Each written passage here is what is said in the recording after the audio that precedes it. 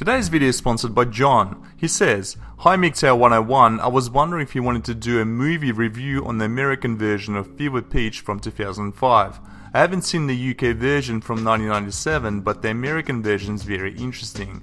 I haven't seen it in many years, but from what I remember, Jimmy Fallon's character Ben begins as a fun-loving uber fan of the Boston Red Sox and baseball, but by the end of the movie he is a wreck and completely submits his life to Drew Barrymore's character Lindsey, who doesn't approve of his obsession, aka hobby. He ends up a miserable shell of his former self when the drama ensues. After breaking him like one does a wild horse, Lindsey decides to take him back. It seems very perverse that such a sweet lady has so much control over Ben and is overjoyed by his misery over giving up what he loves the most. It's not until he's broken that she then decides to let out the leash and allow him to attend his baseball games, again presumably until they have children. In a sense, she becomes the source of joy because she's now giving permission for joy to occur.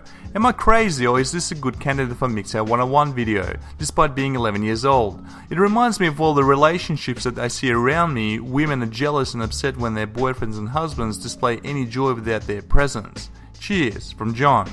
Let's get into it. In the film Fever Pitch, Ben Reitman, a 7-year-old boy, is going to a Red Sox game with his uncle Carl. His uncle, who has no children of his own, treated Ben like a son. A narration explains that on the day, Ben became a die-hard Red Sox fan. Just about everything he owns bears the Red Sox name, emblem or image of a Red Sox player. Ben inherited his uncle's season tickets when Carl died. The story picks up 23 years later with Ben as a school teacher who's immature for his age. He meets Lindsey, a professionally successful workaholic executive. When Ben asks her out, Lindsey rejects him, but she later changes her mind and agrees to go out with him. On their first date, Ben finds Lindsey very sick and vomiting.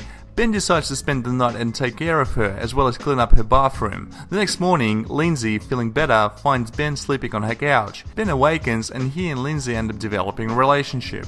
Overcoming her initial hesitance, Lindsey becomes attracted to Ben because of his ability to show passionate commitment to something.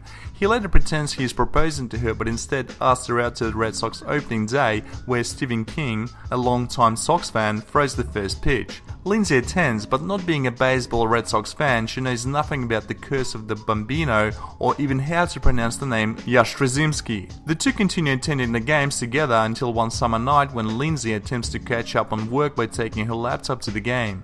Not paying attention to the game, she is knocked out by the line drive foul ball. She eventually recovers but stops going to the games. Things take a turn for the worse when Lindsey invites Ben to accompany her to Paris and he declines the offer because the Red Sox are in the heat of the playing race. Before leaving for Paris, she tells Ben that she is late and may be pregnant with his child, though they later learn that she is not. Lindsey starts to become fed up with Ben's obsession with the Red Sox. Ben agrees to miss a game against the Yankees in order to escort Lindsey to her friend's birthday party. Ben and Lindsey have a good time together, and after having sex, he tells her it was one of the best nights of his life. Moments later, Ben receives a call from his ecstatic friend Troy, who informs him that the Red Sox overcame a 7-run deficit in the bottom of the 9th inning to pull off one of the greatest comebacks in team history. Ben becomes annoyed that he missed such a historic Red Sox moment, greatly hurting Lindsey's feelings. After Lindsey miserably declares he has broken her heart, he and Lindsey separate for a while. Ben soon misses Lindsey and visits her in a futile attempt to reconcile. He eventually feels her loss so deeply that he plans to sell his season tickets to Chris, who is Lindsey's girlfriend's husband, in order to prove that Lindsey means more to him than the Red Sox do. Lindsey finds out about his plan during the celebrations for her much-anticipated promotion.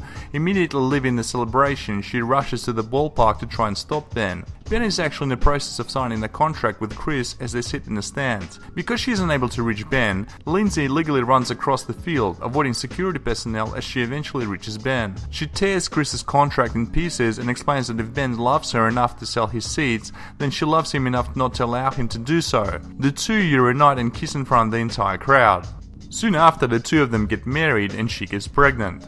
So there you have it, gentlemen. Just as John mentioned at the start, when men get into long-term relationships with women, their wives or girlfriends quite often become so controlling and domineering that men literally have to ask for permission to attend their favorite hobbies, or if they want to spend time with their friends or do other fun activities that usually don't involve women. A lot of men fall into this trap. It's funny because their wife or girlfriend becomes like their mother, whom they have to ask for permission in order to have fun. This is one of the many problems of being in long-term relationships with women. Sooner rather than later, she will start to control your life, and the only way to avoid it is to never allow her in the first place, because if you allow her once, she will take it for granted. What do you think about women who like to dominate their partners? Leave your comments below.